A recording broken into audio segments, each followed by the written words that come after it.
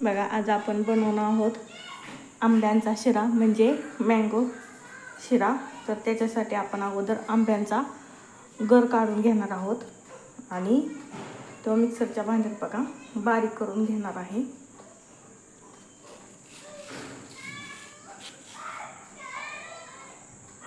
बघा अशा प्रकारे आपण आंब्यांचा सगळा गर काढून घ्यायचा आहे आणि मिक्सरच्या भांड्यात बघा घालून व्यवस्थित ह्याचा गर काढून घ्यायचा आहे। बघा कढईत मी ना तूप टाकून घेतलेलं आहे। आता आपण याच्यामध्ये रवा टाकून घेऊया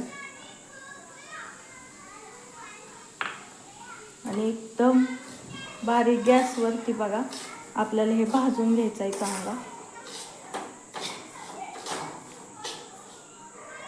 बघा मला जरा तूप कमी वाटत होतं त्याच्यामुळे मी आणखीन थोडंसं तूप टाकून घेतलेलं आहे। आता आपण एकदम बारीक गॅसवरती बघा हे चांगलं खमंग वास सुटेपर्यंत बघा भाजून घेणार आहे तुपात। बघा अशा प्रकारे आपण एक 6 ते 7 मिनिटं बघा एकदम बारीक गॅसवरती असा रंग बदलेपर्यंत बघा आपण गरा भाजून घेतलेला आहे। आता आपण ड्रायफ्रूट्स भाजून घेऊयात। बघा मी थोडंसं तूप टाकून घेतलेलं आहे आणि आता आपण याच्यातच ड्रायफ्रूट्स टाकून घेऊयात बघा आणि छान असे तुम्ही तुमच्या आवडीनुसार ड्रायफ्रूट्स घेऊ शकता। बघा मी इथं फक्त काजू आणि बदाम घेतलेले आहेत।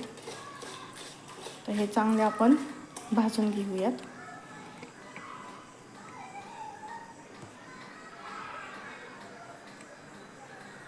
बघा थोडे आपले ड्रायफ्रूट्स भाजलेले आहेत तर आपण सगळं मिक्स करून घेऊयात।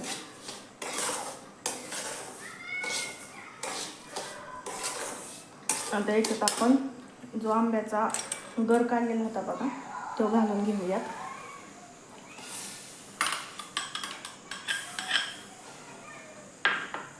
तो मिक्स करून घ्यायचा आपण अगोदर।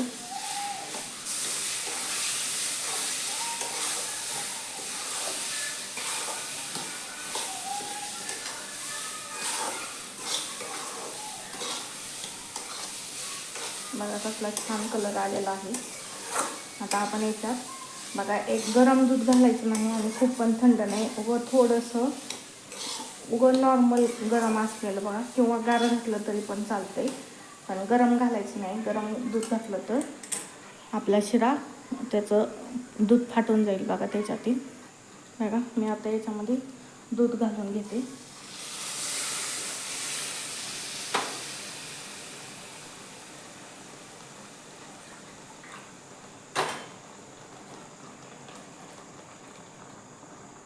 ते आपण व्यवस्थित मिक्स करून घेऊयात।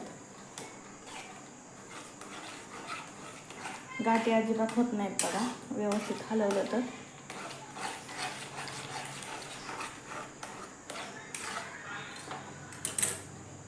बघा व्यवस्थित मिक्स झालेलं आहे। आता आपण एक 1-2 मिनटं बघा झाकून घेऊयात आणि याचे थोडा शिजून देऊयात 1-2 मिनटं। बघा 1-2 मिनटं झालेले आहेत। आता आपण काढून घेऊयात। कसला छान झालेला आहे। आता आपण आपल्या गोडीनुसार बघायचं साखर टाकून घ्यायची आहे।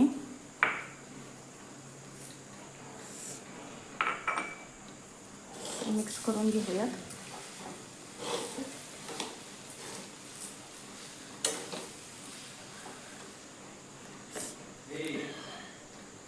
बघा साखर आपली पूर्ण ह्याच्यात मिक्स झालेली आहे। बघा थोडंसं साखरेचं पाणी सुटलेलं आहे।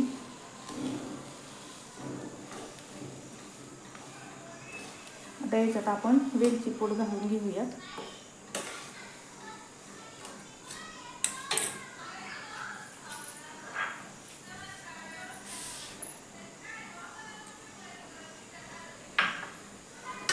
हे मिक्स करून घेऊयात बघा वेलची पूड।